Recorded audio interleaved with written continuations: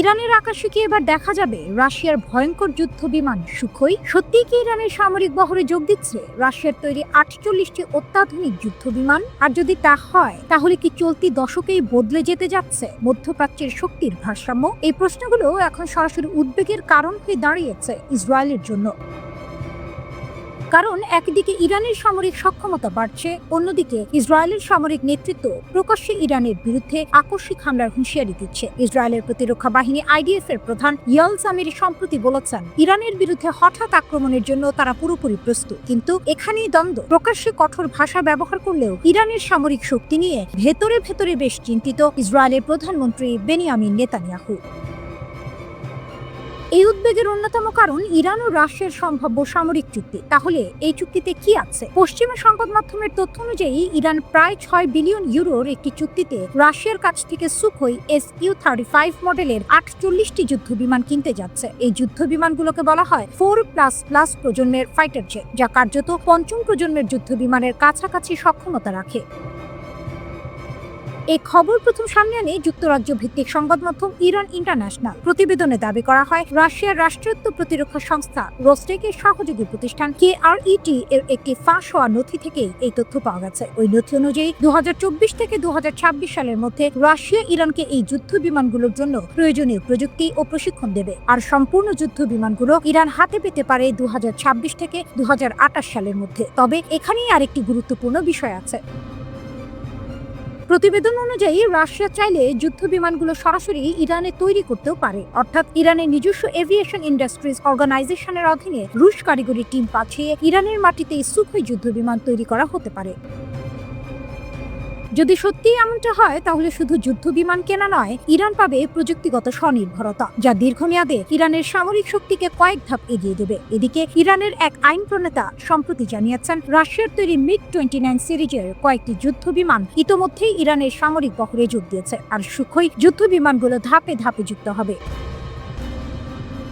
এই Sukhoi Su-35 কেন এত ভয়? এই যুদ্ধ বিমানে রয়েছে অত্যাধুনিক রাডার, দীর্ঘপাল্লার ইয়ার টু ইয়ার মিসাইলের বহনের ক্ষমতা, সুপার ম্যানুভারেবিলিটি এবং ইলেকট্রনিক ওয়ারফেয়ার সিস্টেম। সহজ ভাষায় বললে, ইরানের আকাশ প্রতিরক্ষা এবং আক্রমণ দুটোই একসাথে শক্তিশালী হবে। এই কারণেই পশ্চিমা বিশ্ব এবং বিশেষ করে ইসরায়েল এতটা চিন্তিত। এই উদ্বেগের প্রতিফলন দেখা যায় ইসরায়েলের সাম্প্রতিক বক্তব্যে। 19 জানুয়ারি ইসরায়েলের পার্লামেন্টে দাঁড়িয়ে নেতানিয়াহু বলেন, ইরান যদি আক্রমণ করে তাহলে এমন জবাব দেওয়া হবে যা কল্পনার বাইরে। যুদ্ধ শুরু হলে ইরান আর আগের অবস্থায় ফিরতে পারবে না। অন্যদিকে আইডিএফ প্রধান ইয়াল জামিরও স্পষ্ট করে বলেন, ইসরায়েল এখন আক্রমণাত্মক সক্ষমতা অর্জন করেছে এবং আকস্মিক যুদ্ধের জন্য প্রস্তুতি নিচ্ছে। সব মিলিয়ে বলা যায়, ইরান ও রাশিয়া সামরিক চুক্তি বাস্তবায়িত হলে মধ্যপ্রাচ্যের শক্তির সমীকরণ বড়ভাবে বদলে যাবে, আর সেই পরিবর্তনই হয়তো ইসরায়েল ও যুক্তরাষ্ট্রকে এখনই চূড়ান্ত সিদ্ধান্ত নিতে বাধা দিচ্ছে। যুদ্ধ এখনো শুরু হয়নি, কিন্তু প্রস্তুতি সব পক্ষই নিয়ে ফেলেছে। মধ্যপ্রাচ্যের আকাশে আবার যুদ্ধের আশঙ্কা ঘনিয়ে আসছে। ইতিহাস যেন নতুন করে একই পথে হাঁটতে শুরু করেছে, যেখানে কথা বলার টেবিল ধীরে ধীরে সরে যাচ্ছে, আর সামনে চলে আসছে যুদ্ধ বিমান, রণতরী আর ক্ষেপণাস্ত্রের শক্তি। এই পুরো উত্তেজনার কেন্দ্রে এখন ইরান। বিশ্ব রাজনীতির মানচিত্রে ইরান বরাবরই একটি গুরুত্বপূর্ণ দেশ। তেল, ভৌগোলিক অবস্থান, সামরিক শক্তি আর আদর্শিক রাজনীতির কারণে দেশটি বহু বছর ধরেই যুক্তরাষ্ট্র ও ইসরায়েলের চোখে কাঁটা। কিন্তু সাম্প্রতিক ঘটনাগুলো পরিস্থিতিকে আরও বিপজ্জনক করে তুলেছে। একদিকে ইরানের ভেতরে চলছে সরকার বিরোধী বিক্ষোভ, অন্যদিকে ইসরায়েল সরাসরি যুদ্ধের হুমকি দিচ্ছে, আর এই দুইয়ের মাঝখানে দাঁড়িয়ে যুক্তরাষ্ট্র দেখাচ্ছে তার সামরিক শক্তি। এই তিনটি বিষয় একসাথে মিলেই মধ্যপ্রাচ্যকে ঠেলে দিচ্ছে একটি বড় সংঘাতের দিকে।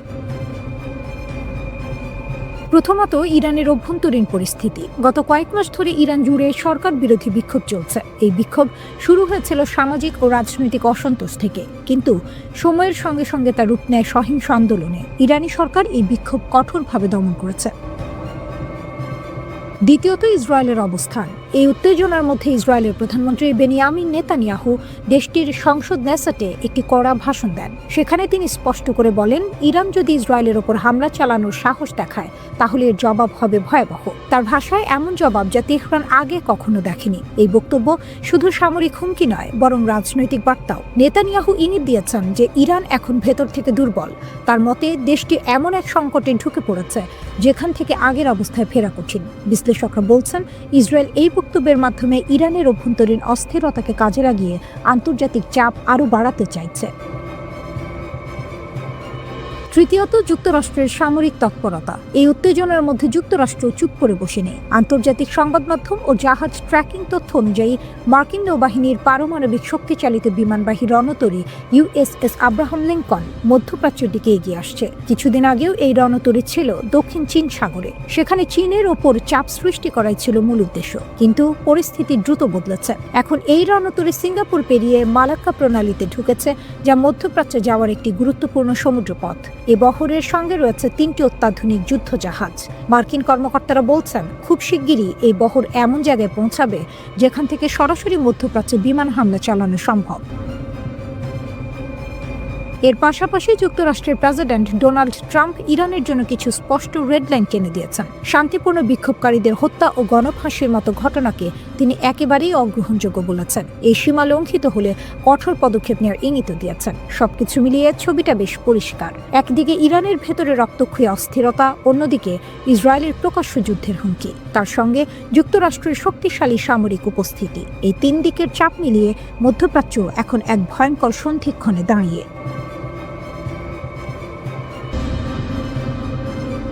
ইরানে এখনই হামলা নয়, ইসরায়েল কেন বড় যুদ্ধের জন্য সময় চাইছে? অনেকে ভাবছিলেন যুক্তরাষ্ট্র যে কোনো সময় ইরানের উপর সামরিক হামলা চালাতে পারে, কিন্তু নতুন করে যে তথ্য সামনে এসেছে তা বেশ চমকপ্রদ। রিপোর্ট বলছে, ইসরায়েল নিজেই যুক্তরাষ্ট্রকে অনুরোধ করছে যেন এখনই ইরানে হামলা না করা হয়। প্রশ্ন হলো যে ইসরায়েল এত বছর ধরে ইরানকে সবচেয়ে বড় হুমকি বলে আসছে, তারাই এখন হামলা থামাতে চাইছে কেন? এর উত্তরটা বেশ বাস্তব এবং কৌশলগত। ইসরায়েলি গণমাধ্যমের বরাতে জানা যাচ্ছে, তেল আবিব মনে করছে এখন যদি যুক্তরাষ্ট্র সীমিত আকারে ইরানে হামলা চালায় তাহলে সেটি ইরানকে দুর্বল করবে না, বরং উল্টোভাবে ইরানকে বড় ও ভয়ঙ্কর প্রতিশোধে উৎসাহিত করবে। অর্থাৎ ছোট হামলা সমান বড় যুদ্ধের ঝুঁকি। ইসরায়েলের নিরাপত্তা বিশ্লেষকদের মতে ইরান এমন একটি দেশ যাকে আঘাত করলে সে একা চুপ করে বসে থাকবে না। তার রয়েছে হিজবুল্লাহ, হুথি, বিভিন্ন মিলিশিয়া, পুরো একটি প্রক্সি নেটওয়ার্ক। সীমিত হামলা হলে এইসব শক্তি একসঙ্গে সক্রিয় হয়ে উঠতে পারে, আর এখানেই ইসরায়েলের বড় ভয়।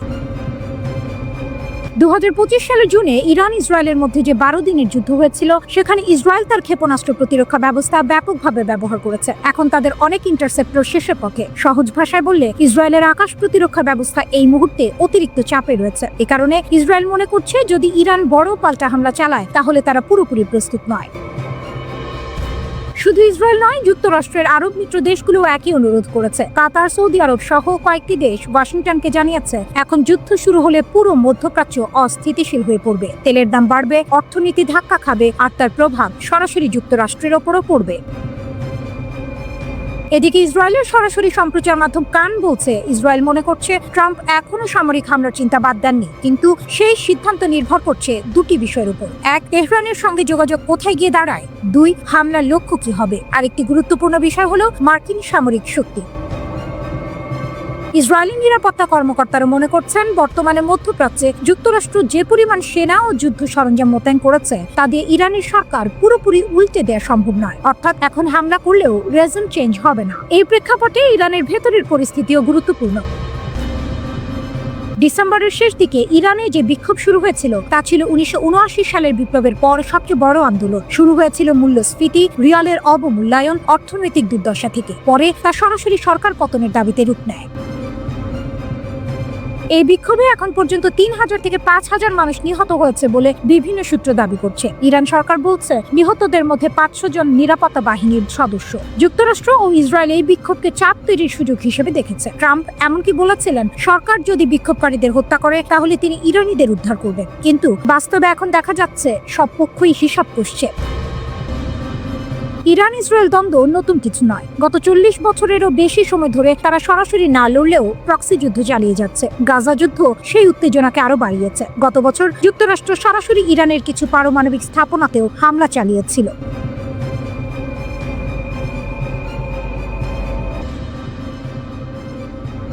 ট্রাম্পকে ইরানে হামলা দেরি করতে বলে ইসরায়েলের আকাশ প্রতিরক্ষার দুর্বলতা ফাঁস করে দিলেন নেতানিয়াহু। ইসরায়েলের সামরিক বাহিনী আইডিএফ টানা কয়েকদিন একের পর এক বার্তা দিয়েছে তারা পুরোপুরি প্রস্তুত, আকাশ প্রতিরক্ষা শক্তিশালী, যে কোনো হুমকি মোকাবিলায় সক্ষম। কিন্তু বাস্তবে যা ঘটেছে তা একেবারেই ভিন্ন। ইসরায়েলের প্রধানমন্ত্রী বেনিয়ামিন নেতানিয়াহু গোপনে মার্কিন প্রেসিডেন্ট ডোনাল্ড ট্রাম্পকে অনুরোধ করেছেন ইরানের ওপর এখনই হামলা না করতে। এই অনুরোধের মধ্য দিয়েই ইসরায়েলের তথাকথিত অভেদ্য আকাশ প্রতিরক্ষা ব্যবস্থার একটি বড় ফাঁক প্রকাশ হয়ে পড়েছে। প্রশ্নটা খুব সহজ, যদি ইসরায়েল সত্যিই প্রস্তুত থাকে তাহলে হামলা থামাতে বলল কেন? গত 2 বছরে 2024 থেকে 2025 সালে ইসরায়েল 3বার ইরানের হামলা সামলেছে। প্রায় 800 ব্যালিস্টিক ক্ষেপণাস্ত্র সঙ্গে হুথি ও হিজবুল্লাহর শত শত রকেট ও ড্রোন প্রতিহত করেছে। একই সময়ে ইসরায়েলি বিমান বাহিনী ইরানের ক্ষেপণাস্ত্র ভান্ডারও ব্যাপকভাবে ক্ষতিগ্রস্ত করেছে। যুদ্ধের আগে ইরানের কাছে ছিল আনুমানিক 2500 ব্যালিস্টিক ক্ষেপণাস্ত্র ও 400-এর বেশি লঞ্চার। এর প্রায় অর্ধেক ধ্বংস হয়েছে। এখন যুক্তি দিয়ে দেখলে মনে হতে পারে ইরান দুর্বল, ইসরায়েল শক্তিশালী। তাহলে ভয় কোথায়? ভয়টা প্রযুক্তিতে নয়, সংখ্যায়। ইসরায়েল ব্যালিস্টিক ক্ষেপণাস্ত্র ঠেকাতে মূলত অ্যারো ইন্টারসেপ্টরের উপর নির্ভর করে, কিন্তু প্রতিটি অ্যারো ইন্টারসেপ্টরের দাম কয়েক মিলিয়ন ডলার। শুধু জুন 2025-এর ইরান যুদ্ধে ইসরায়েল ও যুক্তরাষ্ট্র মিলিয়ে 1.48 থেকে 1.58 বিলিয়ন ডলার খরচ হয়েছে শুধু ক্ষেপণাস্ত্র প্রতিরোধে। এত বড় খরচের পর বাস্তবতা হলো ইসরায়েলের ইন্টারসেপ্টর মজুদ এখনো পুরোপুরি পূরণ হয়নি।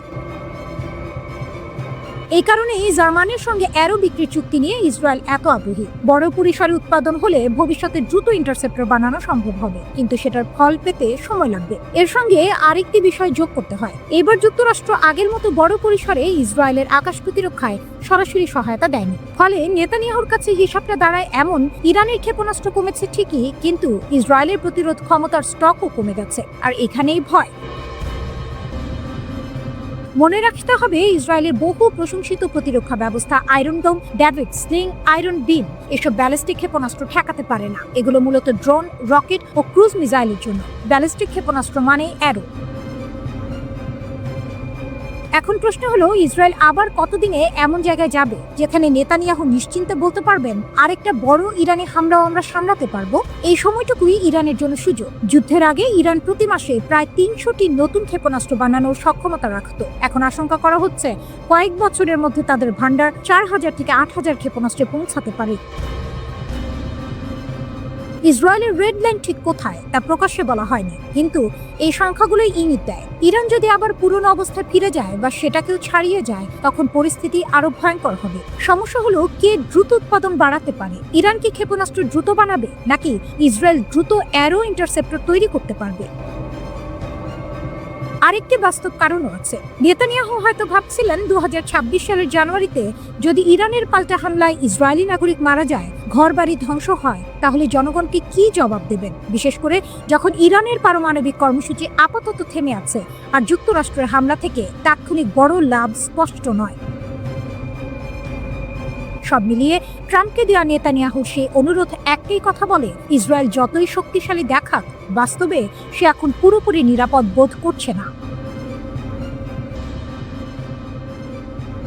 ইরান হামলার সিদ্ধান্ত প্রায় নিয়েই ফেলেছিলেন ট্রাম্প। শেষ মুহূর্তের এক বার্তায় বদলে গেল পরিস্থিতি। ওয়াশিংটনের পরিস্থিতি এমন ছিল যে প্রায় সবাই ধরে নিয়েছিল যুক্তরাষ্ট্র এবার ইরানের ওপর সরাসরি সামরিক হামলা চালাতে যাচ্ছে। প্রেসিডেন্ট ডোনাল্ড ট্রাম্পের শীর্ষ নিরাপত্তা উপদেষ্টারাও নিশ্চিত ছিলেন তিনি রাতে হামলার অনুমোদন দেবেন। কিন্তু শেষ মুহূর্তে একটি টেক্সট মেসেজ সবকিছু বদলে দেয়। মার্কিন দূত স্টিভ উইটকফ ট্রাম্পকে জানান, ইরান সরকার প্রায় 800 জন আটক বিক্ষোভকারীর ফাঁসি কার্যকর করা বন্ধ করেছে। এই তথ্য ইরানের পররাষ্ট্রমন্ত্রী আব্বাস আরাকচির পাঠানো একটি বার্তার মাধ্যমে আসে। এরপরই ট্রাম্প সিদ্ধান্ত নেওয়া থেকে বিরত থাকেন। এই ঘটনাটি তুলে ধরে ওয়াশিংটন পোস্ট জানায়, হামলা প্রায় নিশ্চিত ধরে নিয়েই প্রস্তুতি চলছিল। কি ঘটছিল সেই সময়? ইরান বুঝতে পেরেছিল যুক্তরাষ্ট্র মধ্যপ্রাচ্যে বড় আকারে সামরিক শক্তি সরাচ্ছে। যুদ্ধজাহাজ, যুদ্ধ বিমান, সেনা সবই নড়াচড়া শুরু করে। মিত্র দেশগুলোকেও আগেই জানিয়ে দেওয়া হয়েছিল হামলা হতে পারে। কাতারের আল উদেইদ মার্কিন ঘাঁটি থেকে সেনা সরানোর পরিকল্পনাও নেওয়া হয়, কারণ ইরানের পাল্টা হামলার আশঙ্কা ছিল। এই প্রেক্ষাপটে ইরানের পররাষ্ট্রমন্ত্রী সরাসরি যোগাযোগ করেন যুক্তরাষ্ট্রের সঙ্গে। এটি পরিস্থিতি কিছুটা ঠান্ডা করে, তবে এর মানে এই নয় যে বিপদ কেটে গেছে। যুক্তরাষ্ট্রের সেন্ট্রাল কমান্ডকে বলা হয়েছে আগামী 1 মাস 24 ঘন্টা সর্বোচ্চ সতর্কতায় থাকতে। অর্থাৎ ট্রাম্প হয়তো সময় নিচ্ছেন, পুরোপুরি পিছিয়ে যাননি। হোয়াইট হাউসের ভেতর তখন তীব্র মতবিরোধ। অবিশ্বাস্যভাবে ভাইস প্রেসিডেন্ট জেডি ভ্যান্স, যিনি সাধারণত বিদেশি যুদ্ধে বিরোধী, তিনি ইরানের হামলার পক্ষে ছিলেন। তার যুক্তি ছিল ট্রাম্প একবার লাল রেখা টেনে দিয়েছেন, এখন সেটা কার্যকর না করলে যুক্তরাষ্ট্র দুর্বল দেখাবে। অন্যদিকে সিআইএ প্রধান জন জর্জ ক্লিভ ট্রাম্পকে একটি নিরাপদ আইপ্যাডে ইরানের বিক্ষোভ দমনের ভিডিও দেখান। অতীতেও এমন দৃশ্য ট্রাম্পকে সামরিক পদক্ষেপে প্রভাবিত করেছে, যেমন সিরিয়ায় রাসায়নিক হামলার পর।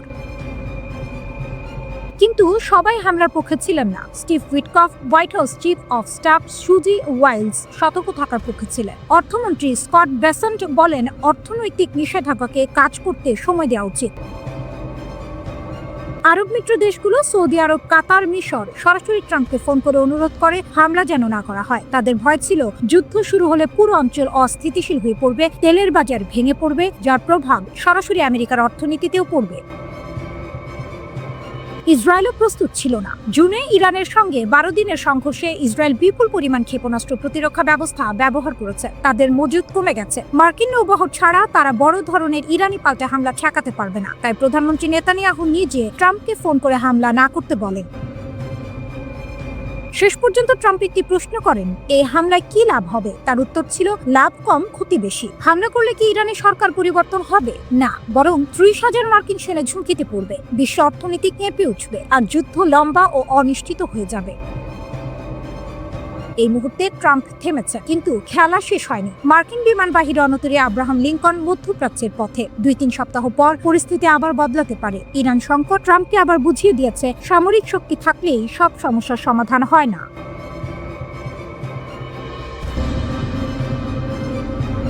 ইরানে হামলা কেন থামালো আমেরিকা? মধ্যপ্রাচ্যে যে উত্তেজনা চরমে উঠেছিল, সেখানে হঠাৎ করেই এক ধরনের ব্রেক দেখা গেল। অনেকেই ধরে নিয়েছিল আমেরিকা খুব শিগগিরই ইরানি সামরিক হামলা চালাবে, কিন্তু সেই হামলা হলো না। প্রশ্ন হচ্ছে কেন? উত্তরের বড় অংশ লুকিয়ে আছে ইসরায়েলের উদ্বেগে। ইসরায়েল কেন হামলা পিছিয়ে দিতে বলল? সিএনএন এর এক বিশেষ রিপোর্ট অনুযায়ী ইসরায়েলের প্রধানমন্ত্রী বেনিয়ামিন নেতানিয়াহু সরাসরি মার্কিন প্রেসিডেন্ট ডোনাল্ড ট্রাম্পকে অনুরোধ করেন যেন ইরানে হামলা আপাতত পিছিয়ে দেওয়া হয়। এর মূল কারণ ছিল ইসরায়েলের ক্ষেপণাস্ত্র প্রতিরক্ষা ব্যবস্থা চরম চাপের মধ্যে রয়েছে। গত বছর ইরানের সঙ্গে সরাসরি সংঘর্ষে ইসরায়েল তাদের আকাশ প্রতিরক্ষা ব্যবস্থা আয়রন ডোম, ডেভিড স্লিং এবং অ্যারোস সিস্টেম ব্যাপকভাবে ব্যবহার করেছে। ইসরায়েলি কর্মকর্তাদের আশঙ্কা, আবার বড় আকারের সংঘাত শুরু হলে এই সিস্টেমগুলো দীর্ঘ সময় ধরে টিকে থাকতে নাও পারে। সহজ ভাষায় বললে, ইসরায়েলের ঢাল দুর্বল হয়ে পড়ছে। ইরান কি সহজে ভেঙে পড়বে? ইসরায়েলের আরেকটি বড় হিসাব ছিল, ইরানের সরকারকে কয়েকটি সীমিত বিমান হামলায় ফেলা সম্ভব নয়। ইসরায়েলি নেতৃত্বের মতে, ইরানের সরকার ভাঙতে হলে দীর্ঘমেয়াদী এবং পূর্ণাঙ্গ সামরিক অভিযান দরকার, আর সেটার ফল হবে ইসরায়েলের ওপর ব্যাপক ক্ষেপণাস্ত্র হামলা, বড় অর্থনৈতিক ক্ষতি, দীর্ঘ যুদ্ধের ঝুঁকি। এই মুহূর্তে ইসরায়েল সেই পরিস্থিতির জন্য পুরোপুরি প্রস্তুত নয়। ট্রাম্প কেন হঠাৎ সুর বদলালেন? এখানেই আসে ট্রাম্পের ভূমিকাটা। ট্রাম্প সামাজিক মাধ্যমে বলেছিলেন ইরান বড় মূল্য দেবে, কিন্তু হঠাৎ করেই তিনি বলেন ইরানে হত্যা বন্ধ হয়েছে, মৃত্যুদণ্ড কার্যকর হবে না। এই বক্তব্যে অনেক মিত্রদেশ অবাক হয়ে যায়, কারণ মার্কিন গোয়েন্দা রিপোর্টগুলো নাকি এই দাবির সঙ্গে পুরোপুরি মেলেনি। তবে সিএনএন বলছে, ট্রাম্পের মূল লক্ষ্য ছিল ইরানের ওপর চাপ তৈরি করা, সরাসরি যুদ্ধ নয়। ইসরায়েল ও আমেরিকার ভিতরের প্রস্তুতি। হামলা থামলেও প্রস্তুতি থামেনি। ইসরায়েল ও মার্কিন সেনাবাহিনীর মধ্যে ঘনিষ্ঠ সমন্বয় চলছে। মার্কিন সেন্ট্রাল কমান্ড ও আইডিএফ নিয়মিত যোগাযোগে প্রতিরক্ষা ব্যবস্থা জোরদার করা হচ্ছে। ইসরায়েলের প্রতিরক্ষা গবেষণা সংস্থার প্রধান ড্যানি গোল্ড স্পষ্ট বলেছেন, আমরা প্রতিদিন শিখছি, আপগ্রেড করছি এবং ভবিষ্যতের হুমকির জন্য প্রস্তুতি নিচ্ছি। ইরান কি করতে পারে? সবচেয়ে বড় ভয়টা এখানেই। ইসরায়েলি গোয়েন্দা মূল্যায়নে বলা হচ্ছে, ইরান ভুল বোঝাবুঝি থেকে আগাম হামলা চালাতে পারে অথবা পরিকল্পিতভাবে ইসরায়েল ও মার্কিন ঘাঁটিতে আঘাত হানতে পারে, কারণ ইরান ভাবতে পারে আমেরিকা হামলা করবেই, তাই আগে মারাই ভালো।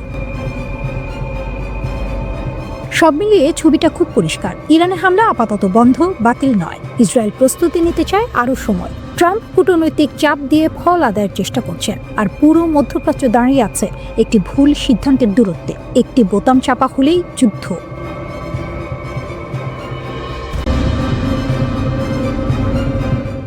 ইরান সংকটে ট্রাম্প বুঝলেন আমেরিকার সামরিক শক্তিরও সীমা আছে। মধ্যপ্রাচ্য ও ওয়াশিংটনের অনেকেই ধরে নিয়েছেন মার্কিন প্রেসিডেন্ট ডোনাল্ড ট্রাম্প এবার ইরানের উপর সরাসরি সামরিক হামলা চালাতে যাচ্ছেন, কারণ তিনি ভেনেজুয়েলায় এক দুঃসাহসিক অভিযানে নিকোলাস মাদুরোকে আটক করার নির্দেশ দিয়েছিলেন। তাই অনেকের ধারণা ছিল ইরানের ক্ষেত্রেও তিনি একই পথে হাঁটবেন। পেন্টাগন তখন প্রস্তুতি নিচ্ছিল। একটি মার্কিন যুদ্ধজাহাজ পারস্য উপসাগরে ঢুকেছে। মিত্র দেশগুলোকে সতর্ক করা হয়েছে। কাতারের আল উদেইদ ঘাঁটির সেনাদেরও সম্ভাব্য ইরানি পাল্টা হামলার আশঙ্কায় সরিয়ে নেওয়ার কথা ভাবা হচ্ছিল। ট্রাম্প নিজেও সামাজিক মাধ্যমে ইরানের বিক্ষোভকারীদের উদ্দেশ্যে লিখেছিলেন সহায়তা আসছে, কিন্তু শেষ পর্যন্ত সেই হামলা আর হলো না। কেন? এর উত্তরটা খুব গুরুত্বপূর্ণ। একটা বড় মোড় আসে। মার্কিন দূত স্টিভ উইটকফ ট্রাম্পকে জানান, ইরান সরকার বিক্ষোভের ঘটনায় আটক প্রায় 800 জনের ফাঁসি কার্যকর করা থেকে সরে এসেছে। পরে মার্কিন গোয়েন্দা সংস্থাও নিশ্চিত করে ফাঁসি হয়নি। এরপর ট্রাম্প বলেন, আমরা দেখব পরিস্থিতি কোথায় যায়। এই সিদ্ধান্তের পেছনে কয়েকটি বড় বাস্তবতা কাজ করেছে। ইরান কোনো ছোট টার্গেট না।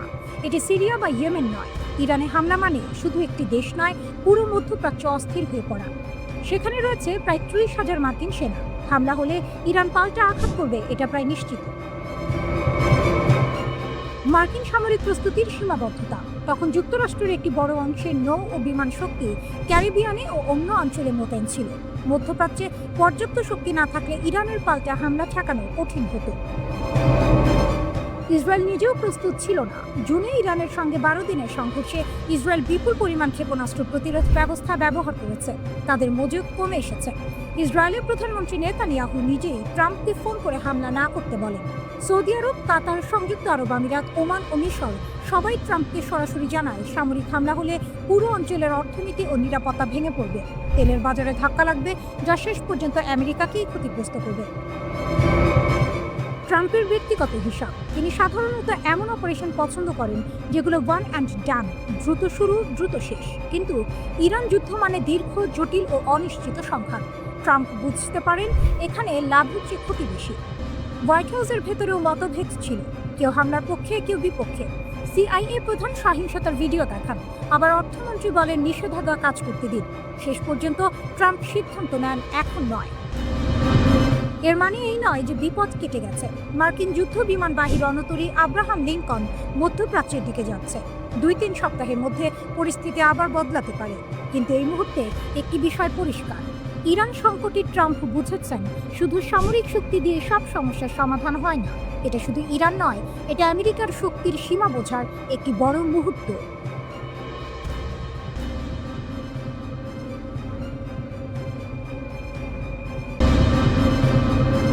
তুরস্ক বনাম ইসরায়েল, আফ্রিকার নতুন খেলা।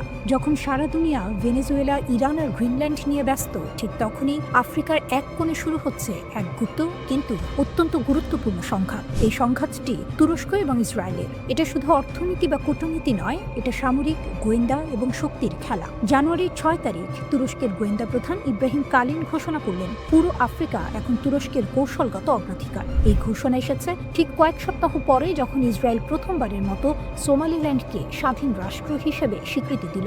সোমালিল্যান্ড হলো এমন একটি অঞ্চল যা দশকের পর দশক ধরে স্বশাসিত, কিন্তু আনুষ্ঠানিকভাবে সোমালিয়ার অংশ। ইসরায়েলের লক্ষ্য এখানে সামরিক আধার তৈরি করা, যাতে তারা হুথি বাহিনীর হুমকি মোকাবিলা করতে পারে এবং লোহিত সাগরের নৌ পরিবহন রক্ষা করতে পারে। আর তুরস্ক, তারা আফ্রিকার হৃদয়ে নিজের প্রভাব বিস্তার করতে চাইছে, শক্তি, অর্থনীতি এবং কূটনীতিতে সামঞ্জস্য বজায় রেখে।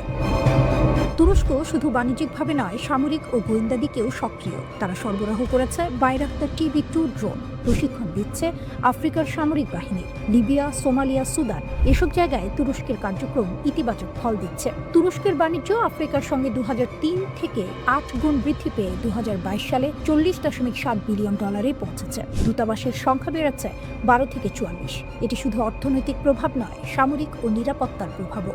ইসরায়েলের সোমালিল্যান্ড স্বীকৃতি তুরস্কের প্রভাবকে সরাসরি চ্যালেঞ্জ করছে। সোমালিয়া এই স্বীকৃতিকে অবৈধ ঘোষণা করেছে। তুরস্ক, মিশর এবং জিবুতি একসঙ্গে দাঁড়িয়ে ইসরায়েলের পদক্ষেপের বিরুদ্ধে কঠোর প্রতিবাদ জানিয়েছে। তুরস্ক আফ্রিকায় বিনিয়োগ করছে অবকাঠামো, মানবিক সহায়তা, সামরিক প্রশিক্ষণ এবং কূটনৈতিক সমর্থন দিয়ে। এটি শুধু সহমর্যাদা নয়, বরং দীর্ঘমেয়াদী কৌশলগত পরিকল্পনা। আফ্রিকায় শুরু হয়েছে নতুন গ্রেট গেম, সাহেল অঞ্চল, হর্ন অফ আফ্রিকা। এখানে তুরস্কের গোয়েন্দা কার্যক্রম, বিশেষ বাহিনী প্রশিক্ষণ এবং গোপন অভিযান বাড়ছে। ইসরায়েলের পদক্ষেপ তুরস্কের প্যান আফ্রিকান মডেলকে হুমকির মুখে ফেলেছে। এই সংঘাত ভবিষ্যতে শুধু হর্ন অফ আফ্রিকা নয়, পুরো আফ্রিকায় তুরস্ক এবং ইসরায়েলের প্রভাবকে প্রভাবিত করতে পারে। ভেনেজুয়েলা বা ইরান নিয়ে আমরা যতই আলোচনা করি, আফ্রিকা এখন গোপন সামরিক এবং কূটনৈতিক যুদ্ধক্ষেত্র হয়ে উঠেছে। তুরস্ক এবং ইসরায়েলের এই সংঘাত আগামী বছরগুলোতে নতুন মাত্রা যোগ করতে পারে। কে জিতবে আফ্রিকার এই নতুন খেলা? 2025 সালের জানুয়ারিতে ইসরায়েলি সরকারের গঠিত ন্যাগেল কমিটি একটি রিপোর্ট প্রকাশ করেছে, যেখানে বলা হয়েছে যে দেশটি তুরস্কের সাথে সম্ভাব্য যুদ্ধের জন্য প্রস্তুত হওয়া উচিত। তখন ইসরায়েলের একটি সরকারি কমিটি জানিয়েছে তুরস্কের অটোমান সাম্রাজ্যের প্রভাব পুনঃপ্রতিষ্ঠার প্রচেষ্টা অঞ্চলে উত্তেজনা সৃষ্টি করতে পারে। যুক্তরাষ্ট্রের সঙ্গে সম্পর্ক খারাপ হওয়ার পর ইরান সরাসরি হুমকি দিয়েছে প্রয়োজনে তারা মধ্যপ্রাচ্যের বিভিন্ন মার্কিন সামরিক ঘাঁটিতে হামলা চালাতে পারে। এই ঘোষণার পর উপসাগরীয় দেশগুলোতে আতঙ্ক ছড়িয়ে পড়ে, কারণ এসব দেশে বহু মার্কিন ঘাঁটি রয়েছে। কিন্তু বিশ্লেষকদের মতে একটি মার্কিন ঘাঁটি আছে যেটিকে ইরান সম্ভবত কখনোই আঘাত করবে না। সেই ঘাঁটিটি হলো তুরস্কের ইনসারলিক এয়ারবেস।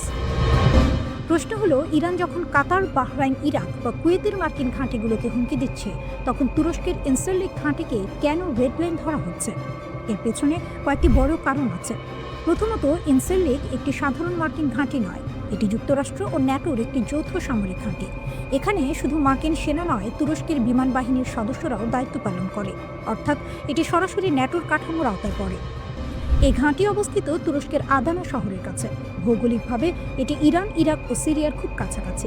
ফলে মধ্যপ্রাচ্যের যে কোনো সংকটে যুক্তরাষ্ট্র ও ন্যাটো এখান থেকে খুব দ্রুত প্রতিক্রিয়া জানাতে পারে। ইনসারলিকে নিয়মিতভাবে যুদ্ধ বিমান, জ্বালানি বহনকারী ট্যাঙ্কার বিমান, পরিবহন বিমান ও নজরদারি বিমান মোতায়েন থাকে। এখান থেকে নজরদারি, আকাশে জ্বালানি সরবরাহ এবং জরুরি সামরিক অভিযানের প্রস্তুতি নেওয়া হয়।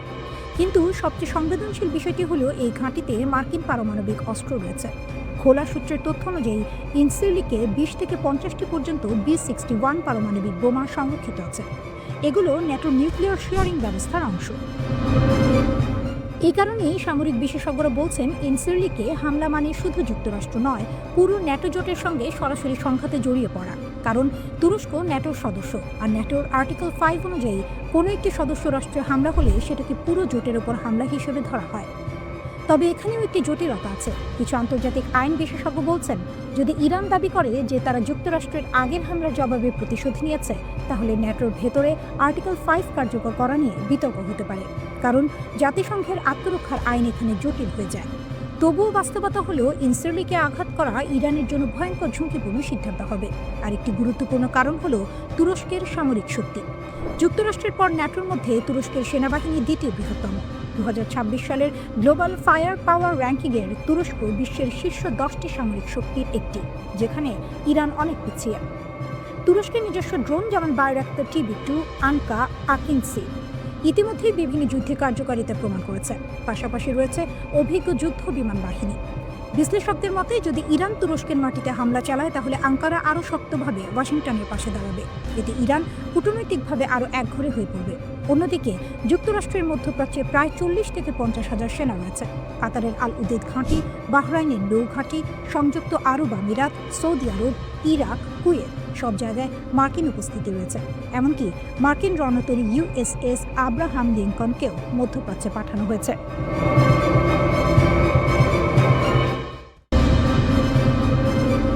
টিভিতে কিল ট্রাম্প হুমকি, ইরান যুক্তরাষ্ট্র সংঘাতকে আরও ভয়ঙ্কর দিকে যাচ্ছে। আন্তর্জাতিক রাজনীতিতে এমন একটি ঘটনা ঘটেছে যা গোটা বিশ্বকে নতুন করে ভাবতে বাধ্য করছে। ইরানের রাষ্ট্রীয় টেলিভিশনে সরাসরি এমন একটি ছবি ও বার্তা প্রচার করা হয়েছে যাকে অনেকেই যুক্তরাষ্ট্রের প্রেসিডেন্ট ডোনাল্ড ট্রাম্পের প্রতি খোলামেলা হুমকি হিসেবে দেখছেন। এই ঘটনার পরই ইরান যুক্তরাষ্ট্রকে দিয়েছে তাদের দ্বিতীয় সরাসরি সতর্কবার্তা, ট্রাম্পের হাত কেটে দেব, আইআরজিসির হুমকি। ইরানের ইসলামিক রিভলিউশনারি গার্ড কর্পস বা আইআরজিসির একজন শীর্ষ কমান্ডার মোহসেন রাজৌরি প্রকাশ্যে বলেন, ট্রাম্প বলেছেন তার হাত ট্রিগারে, আমরা তার হাত আর আঙুল কেটে দেব। যদি আমরা এগোই তাহলে আর কোনো যুদ্ধবিরতির কথা হবে না। এখনই থামুন, পিছু হটুন, নইলে এই অঞ্চলে আপনাদের কোনো ঘাঁটি নিরাপদ থাকবে না। এই বক্তব্য আন্তর্জাতিক সংবাদ মাধ্যমে ব্যাপক আলোড়ন তোলে। বিশেষজ্ঞরা একে ইরানের পক্ষ থেকে ট্রাম্পের প্রতি দ্বিতীয় সরাসরি হুমকি হিসেবে দেখছেন। বার-আল-আগো কি সত্যি ইরানের রাডারে? সবচেয়ে চাঞ্চল্যকর বিষয় হলো, খবর অনুযায়ী ইরানের রাষ্ট্রীয় টেলিভিশনে এমন একটি ছবি দেখানো হয় যেখানে 2024 সালের এক নির্বাচনী সমাবেশে আহত ডোনাল্ড ট্রাম্পকে দেখা যাচ্ছে।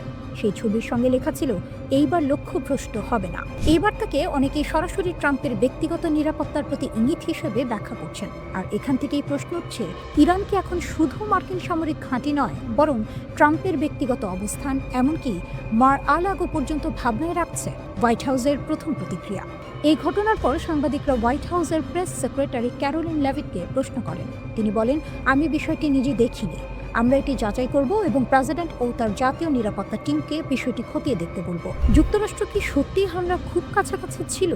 আরেকটি গুরুত্বপূর্ণ প্রশ্ন ছিল, যুক্তরাষ্ট্র কি সত্যি ইরানে হামলা চালাতে যাচ্ছিল? এই প্রশ্নের উত্তরে প্রেস সেক্রেটারি বলেন, অনেক খবরই এসেছে অজ্ঞাত সূত্র থেকে। আসলে প্রেসিডেন্ট কি করবেন সেটা কেবল প্রেসিডেন্ট নিজেই জানেন। তবে তিনি পরিস্থিতি খুব কাছ থেকে পর্যবেক্ষণ করছেন এবং সব অপশন এখনও টেবিলে আছে। কেন সবাই এখন যুদ্ধ চায় না? খেয়াল করার বিষয় হলো, এই উত্তেজনার মধ্যেও ইসরায়েল ও যুক্তরাষ্ট্রের মিত্র কিছু আরব দেশ ট্রাম্পকে সরাসরি হামলা থেকে বিরত থাকতে বলেছে। কারণ ইরানে বড় হামলা হলে পুরো মধ্যপ্রাচ্য অস্থির হয়ে উঠতে পারে, তেল ও গ্যাসের দাম ভয়াবহভাবে বাড়তে পারে, হরমুজ প্রণালী ঝুঁকিতে পড়তে পারে। সবচেয়ে বড় কথা, একটি যুদ্ধ শুরু হলে তা নিয়ন্ত্রণের বাইরে চলে যাওয়ার সম্ভাবনা খুব বেশি। এই মুহূর্তে ইরান ও যুক্তরাষ্ট্র দুপক্ষই শক্ত বার্তা দিচ্ছে, কিন্তু বাস্তবে কেউই হয়তো যুদ্ধ চায় না। কেন এখন ইরানের উপর মার্কিন ইসরায়েল হামলার বিরোধিতা করছে আরব দেশগুলো? কয়েক বছর আগেও চিত্রটা ছিল একেবারে আলাদা। সৌদি আরব, সংযুক্ত আরব আমিরাত সহ অনেক আরব দেশে মনে করত ইরানই মধ্যপ্রাচ্যের সবচেয়ে বড় হুমকি। তাই যুক্তরাষ্ট্র যদি ইরানে সরকার পরিবর্তনের জন্য সামরিক হামলা চালাতো, অনেক আরব দেশ সেটাকে খারাপ চোখে দেখত না। কিন্তু 2025 সালের শেষে এসে পরিস্থিতি নাটকীয়ভাবে বদলে গেছে। আজ সেই আরব দেশগুলোই যারা একসময় ইরানের বিরোধী ছিল, এখন যুক্তরাষ্ট্রকে অনুরোধ করছে ইরানের ওপর হামলা করবেন না। প্রশ্ন হলো, হঠাৎ এই বদল কেন? এর উত্তর লুকিয়ে আছে ইসরায়েলের সাম্প্রতিক আচরণে। ইসরায়েলের গ্রেটার ইসরায়েল পরিকল্পনা গত প্রায় 2.5 বছর ধরে আরব নেতারা এক ভয়ঙ্কর বাস্তবতা সামনে থেকে দেখছেন। ইসরায়েল শুধু গাজায় হামলা চালাচ্ছে না, বরং ধীরে ধীরে পুরো অঞ্চলে নিজেদের প্রভাব বিস্তৃত করছে। ইসরায়েলের কিছু কট্টর নেতা প্রকাশ্যেই বলেছেন তাদের লক্ষ্য একটি গ্রেটার ইসরায়েল, যার সীমানাকে ইরাকের ইউফ্রেটিস নদী থেকে মিশরের নীল নদ পর্যন্ত। এই চিন্তাধারার বাস্তব প্রতিফলন আমরা দেখেছি গাজায় ভয়াবহ গণহত্যা, পশ্চিম তীরে অবৈধ বসতি বাড়ানো, সিরিয়া ও লেবাননের ভূখণ্ডে সরাসরি হামলা। কিন্তু সবচেয়ে বড় ধাক্কা আসে 2025 সালের সেপ্টেম্বর মাসে। কাতারে ইসরায়েলের হামলা আরবদের চোখ খুলে দেয়।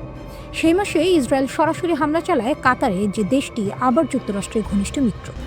আরব নেতারা তখন বুঝে যান আজ কাতার, কাল কে। এর আগে 2025 সালের জুনে ইসরায়েলের চাপে যুক্তরাষ্ট্র ইরানের ওপর বিমান হামলা চালায়, যার লক্ষ্য ছিল ইরানের পারমাণবিক কর্মসূচি ধ্বংস করা। এই ঘটনাগুলো একসঙ্গে আরব বিশ্বকে স্পষ্ট বার্তা দেয় ইসরায়েল এখন পুরো অঞ্চলে একক আধিপত্য চায়। আরব দেশগুলোর আরেকটি হিসাব খুব বাস্তব। ইরান এমনিতেই দুর্বল হয়ে পড়েছে, কঠোর নিষেধাজ্ঞায় অর্থনীতি নড়বড়ে, মার্কিন ইসরায়েল হামলায় সামরিক সক্ষমতা ক্ষতিগ্রস্ত, সিরিয়ায় আসাদ সরকারের পতন, হিজবুল্লাহ মারাত্মক চাপে। আরব নেতাদের মতে এত দুর্বল ইরানের ওপর আবার হামলা অপ্রয়োজনীয়, বরং ইরান যদি পুরোপুরি ভেঙে পড়ে তাহলে তার ফলাফল হবে ভয়াবহ। গৃহযুদ্ধ, শরণার্থী সংকট, জঙ্গিবাদের বিস্তার, যা শেষ পর্যন্ত আরব দেশগুলোকেই ভুগতে হবে। তেল, গ্যাস আর হরমুজ প্রণালী। আরব দেশগুলোর সবচেয়ে বড় দুশ্চিন্তা হলো অর্থনীতি। ইরানে হামলা হলে পাল্টা প্রতিক্রিয়ায় হরমুজ প্রণালী বন্ধ হয়ে যেতে পারে, তেল ও গ্যাস সরবরাহের ভয়াবহ সংকট তৈরি হবে, দাম আকাশচুম্বী হবে। মিশরও আতঙ্কিত, কারণ ইরানে অস্থিরতা বাড়লে লোহিত সাগর ও সুয়েজ খাল ঝুঁকিতে পড়বে, যা মিশরের অর্থনীতির মেরুদণ্ড।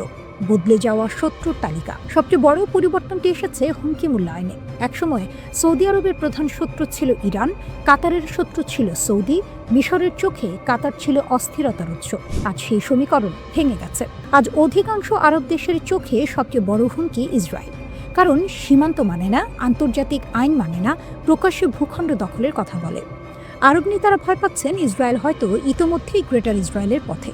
ইসরায়েলের লাগামহীন আগ্রাসন আর মার্কিন সমর্থন আজ এমন এক পরিস্থিতি তৈরি করেছে যেখানে বিভক্ত আরব বিশ্বও একটি বিষয়ে একমত হচ্ছে: এই আগুন আর বাড়ানো যাবে না।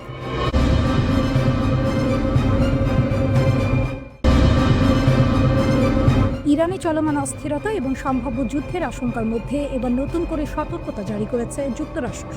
জেরুজালেমে অবস্থিত মার্কিন দূতাবাস একটি নতুন নিরাপত্তা সতর্কবার্তা প্রকাশ করেছে, যা স্পষ্টভাবে জানিয়ে দিচ্ছে পরিস্থিতি যে কোনো সময় খারাপের দিকে যেতে পারে।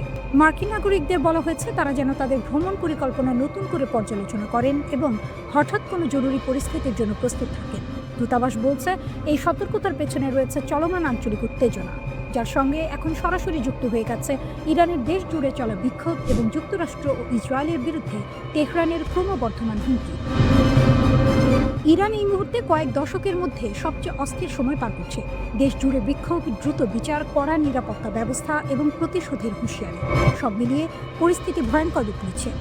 ইরানের নেতারা স্পষ্ট করে বলেছেন, যুক্তরাষ্ট্র বা ইসরায়েল যদি হস্তক্ষেপ করে তাহলে তার ফল ভোগ করতে হবে। এই বক্তব্যই পুরো অঞ্চল জুড়ে বড় সংঘাতের আশঙ্কা আরও বাড়িয়ে তুলেছে। এই প্রেক্ষাপটে ইসরায়েলে থাকা মার্কিন নাগরিকদের ব্যক্তিগত নিরাপত্তা বাড়ানোর আহ্বান জানিয়েছে দূতাবাস। সবাইকে বলা হয়েছে সতর্ক থাকতে হবে, সরকারি নির্দেশনা নিয়মিত অনুসরণ করতে হবে এবং পরিস্থিতি দ্রুত খারাপ হলে সঙ্গে সঙ্গে পদক্ষেপ নেওয়ার জন্য মানসিকভাবে প্রস্তুত থাকতে হবে। মার্কিন নাগরিকদের স্টেপ বা স্মার্ট ট্রাভেলার এনরোলমেন্ট প্রোগ্রামে নাম লেখানোর পরামর্শ দেওয়া হয়েছে, যাতে জরুরি অবস্থায় দ্রুত যোগাযোগ করা যায়। পাশাপাশি পাসপোর্ট যেন হালনাগাদ থাকে সেই বিষয়েও গুরুত্ব দেওয়া হয়েছে, কারণ হঠাৎ করেই দেশ ছাড়ার প্রয়োজন হতে পারে। এর আগে মার্কিন পররাষ্ট্র দপ্তর আরও কঠোর একটি সতর্কতা জারি করেছে। ইরানে থাকা সব মার্কিন নাগরিককে অবিলম্বে দেশ ছাড়তে বলা হয়েছে। ভাষাটি ছিল খুবই কঠিন এবং সরাসরি। বলা হয়েছে কোনো ধরনের সাহায্য, সুরক্ষা বা উদ্ধার অভিযান আশা করা যাবে না, অর্থাৎ যদি কেউ সমস্যায় পড়ে যুক্তরাষ্ট্র কিছুই করতে পারবে না। এখনই ইরান ছাড়ে, এই বার্তায় কার্যত পৌঁছে দেওয়া হয়েছে মার্কিন নাগরিকদের কাছে। ইরানে চলমান বিক্ষোভ ইতিমধ্যেই ভয়াবহ রূপ নিয়েছে। পুলিশের সঙ্গে সংঘর্ষে বহু মানুষ নিহত হয়েছে।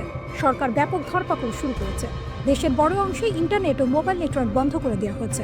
সরকারের দাবি, এসব বিক্ষোভ বিদেশি শক্তির উস্কানিতে হচ্ছে। মার্কিন ভার্চুয়াল দূতাবাস জানিয়েছে, এমনকি শুধু আমেরিকান পাসপোর্ট বহন করাও গ্রেপ্তারের কারণ হতে পারে। দ্বৈত নাগরিকদের বলা হয়েছে তারা যেন শুধু ইরানি পাসপোর্ট ব্যবহার করে দেশ ছাড়েন।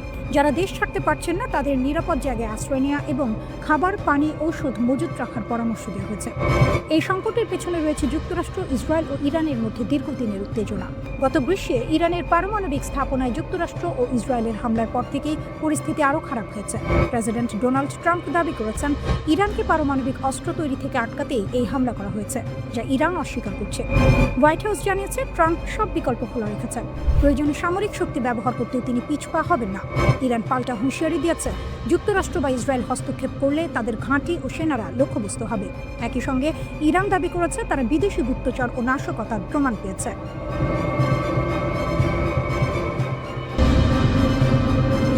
ইরানের পরিস্থিতি এখন সত্যিই ভয়ঙ্কর মোড় নিচ্ছে। দেশ জুড়ে বিক্ষোভ যত বাড়ছে ততই কড়া হচ্ছে সরকারের ভাষা। আর এইবার যে সতর্কবার্তা এসেছে সেটিকে অনেকেই বলছেন ইরানের ইতিহাসে সাম্প্রতিক সময়ের সবচেয়ে কঠোর হুঁশিয়ারি। ইরানের প্রধান বিচারপতি গুলাম হোসেইন মোহসেনি এজেই স্পষ্ট ভাষায় বলেছেন, যারা বিদেশি শক্তির সঙ্গে হাত মিলিয়ে দেশে অস্থিরতা তৈরি করছে তাদের জন্য আর কোনো দয়া দেখানো হবে না। তার ভাষায়, এখন থেকে কেউ যদি ইসলামী প্রজাতন্ত্রের বিরুদ্ধে শত্রুকে সাহায্য করে তাহলে কঠোর শাস্তি অনিবার্য। এই বক্তব্যের পেছনে ইঙ্গিত কার দিকে তা বুঝতে কষ্ট হয় না। ইরানের রাষ্ট্রীয় গণমাধ্যম সরাসরি যুক্তরাষ্ট্র ও ইসরায়েলের নাম উল্লেখ করেছে। বলা হয়েছে, এই দুই দেশ প্রকাশ্যেই ইরানের অভ্যন্তরীণ বিষয়ে হস্তক্ষেপ করছে, টুইট করছে, বক্তব্য দিচ্ছে, চাপ সৃষ্টি করছে। ইরানের সর্বোচ্চ নেতা আয়াতুল্লাহ আলী খামেনিও একই সুরে কথা বলেছেন। তিনি বলেছেন, এই বিক্ষোভ স্বতঃস্ফূর্ত নয়, এর পেছনে রয়েছে বিদেশি শক্তির উস্কানি। তার মতে, শত্রুরা চায় ইরান ভেঙে পড়ুক, কিন্তু ইরান মাথা নত করবে না। কিন্তু প্রশ্ন হলো, এই বিক্ষোভ শুরুই বা হলো কেন? এর শুরু অর্থনীতি থেকে। ডিসেম্বরে তেহরানের গ্র্যান্ড বাজারে দোকানিরা দোকান বন্ধ করে দেন, কারণ ইরানি মুদ্রার ভয়াবহ পতন। এই অর্থনৈতিক ক্ষোভই ধীরে ধীরে রূপ নেয় রাজনৈতিক বিক্ষোভে। বিক্ষোভ ছড়িয়ে পড়ে ইলাম, লোরেস্তান, কেরমানশাহ, হামাদান সহ পশ্চিম ও দক্ষিণ পশ্চিমাঞ্চলে। মানবাধিকার সংগঠনগুলো বলছে, দমন পীড়ন ভয়াবহ আকার নিয়েছে। একটি কুর্দি পর্যবেক্ষক গোষ্ঠীর দাবি, প্রথম 10 দিনেই গ্রেপ্তার হয়েছে 1,500-এর বেশি মানুষ। নিহতের সংখ্যা 35 ছাড়িয়েছে বলে দাবি করা হচ্ছে, যদিও সরকারিভাবে ইরান কোনো সংখ্যা জানায়নি। রাষ্ট্রীয় সংবাদ মাধ্যম অবশ্য বলছে, সহিংসতা হয়েছে। ব্যাংকে আগুন, দোকান লুট, পুলিশের সঙ্গে গুলির লড়াই, এসব ঘটনার কথা তারা তুলে ধরছে। মালিক শাহীতে জানাজার সময় সরকার বিরোধী স্লোগান দেওয়ার পর পরিস্থিতি নিয়ন্ত্রণের বাইরে চলে যায় বলে দাবি করা হয়েছে। এর মধ্যে আন্তর্জাতিক চাপ বাড়ছে। মার্কিন প্রেসিডেন্ট ডোনাল্ড ট্রাম্প প্রকাশ্যে বলেছেন, যদি ইরানি নিরাপত্তা বাহিনী বিক্ষোভকারীদের ওপর গুলি চালায়, তাহলে যুক্তরাষ্ট্র হস্তক্ষেপ করতে পারে। এই বক্তব্য ইরানকে আরও ক্ষুব্ধ করেছে, কারণ 1 বছরেরও কম সময় আগে ইরানের পারমাণবিক স্থাপনায় যুক্তরাষ্ট্র ও ইসরায়েল হামলা চালিয়েছিল, যাকে ইরান এখনও জাতীয় অপমান হিসেবে দেখে। ইরানের বক্তব্য পরিষ্কার, তারা মনে করে যুক্তরাষ্ট্র ও ইসরায়েল যুগের পর যুগ ধরে ইরানের শত্রু। তাদের ভাষায়, এই দুই শক্তি ইরানের বিজ্ঞানী, কমান্ডার, এমনকি শিশুদের মৃত্যুর জন্য দায়ী। অন্যদিকে মানবাধিকার সংস্থাগুলো সতর্ক করছে, হাসপাতাল থেকে আহত বিক্ষোভকারীদের গ্রেপ্তার করা হচ্ছে, যা আন্তর্জাতিক আইনের সরাসরি লঙ্ঘন। সব মিলিয়ে ইরান এখন এক ভয়ঙ্কর সন্ধিক্ষণে দাঁড়িয়ে। একদিকে চরম অর্থনৈতিক সংকট, অন্যদিকে বিদেশি হস্তক্ষেপের আশঙ্কা। ইরান জুড়ে অশান্তির আগুন এখন ছড়িয়ে পড়েছে। রাস্তায় হাজার হাজার মানুষ নেমে এসেছে, অর্থনীতি ডুবে যাচ্ছে, আর দেশের ধর্মীয় শাসক গোষ্ঠী এমন সময় স্থিতিশীলতা ফিরিয়ে আনতে পারছে না। বিদেশি চাপ ক্রমেই বাড়ছে। ডিসেম্বরে তেহরানে শুরু হওয়া ছোটখাটো ক্ষোভ এখন পুরো দেশের 31 প্রদেশে ছড়িয়ে পড়েছে। শুরু হয়েছিল রিয়ালের দরপতন নিয়ে ক্ষোভ থেকে। গ্র্যান্ড বাজারের ব্যবসায়ীরা হঠাৎ ক্ষুব্ধ হয়ে রাস্তায় নেমেছিলেন। ধীরে ধীরে তরুণেরা এই বিক্ষোভে যোগ দিয়েছে। তবে মাসা আমিনের সময়ে যেসব নারী ও কিশোর আন্দোলনের মুখপাত্র ছিলেন, এই বিক্ষোভে তারা তুলনামূলকভাবে কম দেখা যাচ্ছে। নতুন অস্থিরতা শুরু হওয়ার পর human rights activist news agency জানাচ্ছে, অন্তত 34 বিক্ষোভকারী ও 4 নিরাপত্তা কর্মকর্তা নিহত হয়েছে। 2200 জনকে গ্রেপ্তার করা হয়েছে। বিশ্লেষকরা বলছেন, এটি শুধু অর্থনৈতিক ক্ষোভ নয়, এটি বিদ্যমান শাসন ব্যবস্থার প্রতি জনগণের গভীর হতাশার প্রতিফলন। ইরানি কর্তৃপক্ষ বিক্ষোভ দমন করতে দ্বিমুখী কৌশল অবলম্বন করছে। তারা বলছে, অর্থনৈতিক বিক্ষোভ বৈধ এবং সংলাপের মাধ্যমে সমাধান হবে, তবে একই সঙ্গে রাজপথে সহিংস সংঘর্ষে কাঁদানে গ্যাসও ব্যবহার করা হচ্ছে। ধর্মীয় শাসকরা 5 দশক পরও যুব সমাজের প্রত্যাশার সঙ্গে নিজেদের নীতি মিলিয়ে চলতে হিমশিম খাচ্ছেন। রাজপথে তরুণরা শাসক গোষ্ঠীর আদর্শকামী নীতি মেনে চলতে চায় না। পোশাক বিধি থেকে শুরু করে বিদেশ নীতি, যা ইসলামী প্রজাতন্ত্রের মূল স্তম্ভ, তা 30 বছরের কম বয়সীদের কাছে গ্রহণযোগ্য নয়। তরুণরা মুক্তভাবে বাঁচতে চায়। মাসা আমিনি কেন্দ্রিক আন্দোলনের সময় যেসব নারী হিজাব বিধির বিরুদ্ধে সরব হয়েছিল, এবার অনেক নারী জনসম্মুখে হিজাব পরতে অস্বীকৃতি জানাচ্ছেন। চলমান বিক্ষোভে মানুষ আঞ্চলিক সশস্ত্র গোষ্ঠীর প্রতি তেহরানের সমর্থনকে নিন্দা করছে। তারা স্লোগান দিচ্ছে, গাজা নয়, লেবানন নয়, আমার জীবন ইরানের জন্য। এতে দেখা যাচ্ছে দেশের মানুষের আশা ও শাসক গোষ্ঠীর অগ্রাধিকারের মধ্যে দূরত্ব কতটা। ইরানের আঞ্চলিক প্রভাবও কমে গেছে। গাজায় হামাস, লেবাননে হিজবুল্লাহ, ইয়েমেনে হুথি, ইরাকে মিলিশিয়াদের উপর আঘাত এবং সিরিয়ার শাসক বাশার আল আসাদের ক্ষমতাচ্যুত হওয়ার প্রভাব পড়েছে। ইসরায়েলের হামলাও এই অঞ্চলে উত্তেজনা বাড়িয়েছে। সর্বোচ্চ নেতার সামনে সহজ পথ নেই। ভাতাঙ্কা বলেন, পূর্বের মতো দমন পীড়ন এবং সামান্য ছাড়ের কৌশল এবার কার্যকর হচ্ছে না। পরিবর্তন অনিবার্য মনে হচ্ছে। সরকারের পতন হতে পারে, তবে নিশ্চিত নয়। মধ্যপ্রাচ্যের অন্যান্য দেশে দেখা গেছে, দীর্ঘকাল ক্ষমতায় থাকা শাসকরা কেবল তখনই পতিত হয় যখন বিক্ষোভ ও সামরিক হস্তক্ষেপ একত্রে ঘটে। যুক্তরাষ্ট্রের প্রেসিডেন্ট ট্রাম্প বলেছেন, নিরাপত্তা বাহিনী যদি নিরস্ত্র বিক্ষোভকারীদের উপর গুলি চালায়, তিনি সমর্থন জানাবেন। তবে ইরানের সাধারণ মানুষ চায় না বিদেশি হস্তক্ষেপ। তারা চায় শান্তিপূর্ণ জীবন, বন্ধুত্ব এবং স্বাধীনতা। ইরানের সর্বোচ্চ নেতা আয়াতুল্লাহ আলী খামেনি বলছেন, দেশ শত্রুর কাছে আত্মসমর্পণ করবে না। তবে 86 বছর বয়সী এই নেতা এমন একটি সময়ের মুখোমুখি যেখানে তার নীতি, পারমাণবিক ক্ষেপণাস্ত্র এবং বিদেশি প্রভাব সব চ্যালেঞ্জের মুখোমুখি। ইসরায়েলের প্রধানমন্ত্রী বেনিয়ামিন নেতানিয়াহু বলেছেন, ইরানি জনগণ তাদের ভবিষ্যতের নিয়ন্ত্রণ নিজের হাতে নিচ্ছে। এটি একটি সিদ্ধান্তমূলক মুহূর্ত।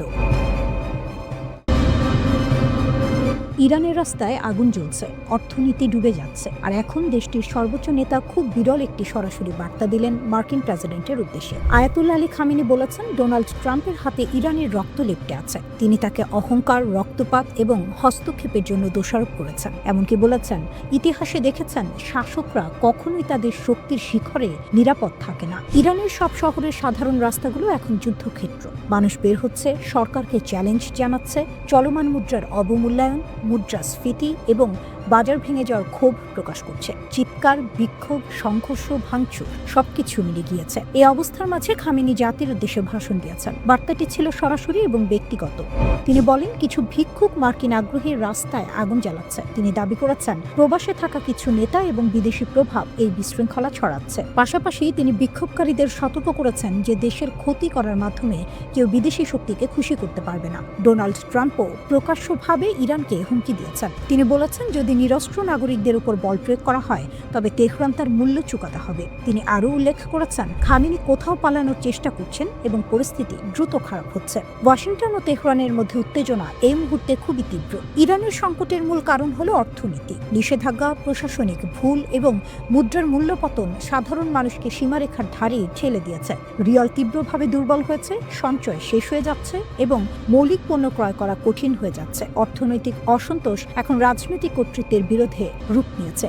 সংকট শুধু ইরানেই সীমাবদ্ধ নয়, এর প্রভাব আশেপাশের অঞ্চলেও পড়ছে। তুরস্কের এয়ারলাইন্স 17টি ফ্লাইট বাতিল করেছে। বিমান চলাচল স্থগিত করা নিরাপত্তা উদ্বেগ এবং অনিশ্চয়তার প্রমাণ দিচ্ছে। ইরানের ভিতরের পরিস্থিতি যখন ক্রমশ গাঢ় হচ্ছে, তখন এর প্রভাব পুরো অঞ্চলে ছড়িয়ে পড়ছে। ইরানের রাস্তায় খোলা চ্যালেঞ্জ, ছাদ, গলিপথ, ঘর এবং সড়ক। হাজার হাজার মানুষ বের হয়ে চিৎকার করছে, ডিক্টেটরের মৃত্যু হোক। কেউ ভয় পাচ্ছে না। এটার স্থানীয় অসন্তোষ নয়, এটা পুরো দেশের বিদ্রোহ। মার্কিন সেনাবাহিনী নজর রাখছে। সেন্টকম তেহরানে বিক্ষোভ ও সরকারের প্রতিক্রিয়া পর্যবেক্ষণ করছে। F-15E যুদ্ধ বিমান রুটিন রোটেশনের অংশ হিসেবে মোতায়েন করা হয়েছে। বড় কোনো সেনা সমাবেশ নেই, তবে সতর্ক সংকেত স্পষ্ট।